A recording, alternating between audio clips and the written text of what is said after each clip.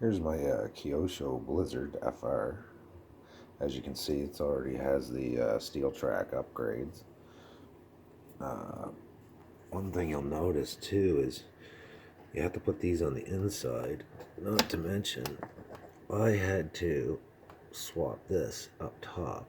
As you can see, it's also got a little bit longer screw, so it lines up with the back here, so everything stays straight. I was having a problem with these here catching the tensioner down here. It ended up causing one of them to completely rip right off. Other than that, the tracks are completely awesome in the snow, ice, whatever. I live in Canada, so I put her through hell. Uh, as you can see, she's got light upgrades. I do have the snowblower for it, which is an absolute awesome product. I'll do more on that later. I got the front and back mounts for it here and in the back here. I'm also gonna got the tiller. I'm gonna rig this up later on to work with this. That way there, I can still keep that mount on there, so I can run the snowblower on the back if I want to, but I do want to be able to run this.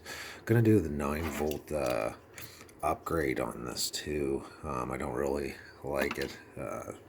Needs a little bit more power. Other than that, I'm going to pretty much do a few more reviews. Absolutely fun little machine to run in the snow. I do have quite a few little upgrades that I'll let you in on later on. But for now, just want to get some videos on there showing some of the upgrades and maybe help some people get theirs all upgraded as well. Later on, I want to do like a cable management on the inside. As you can see, I've got quite a bit of work ahead of me. I am running 2 batteries. I do have another one up here running my lights. I got two 3000 milliamps. They're only running 7.2 volts. They do last quite a while. I do like it.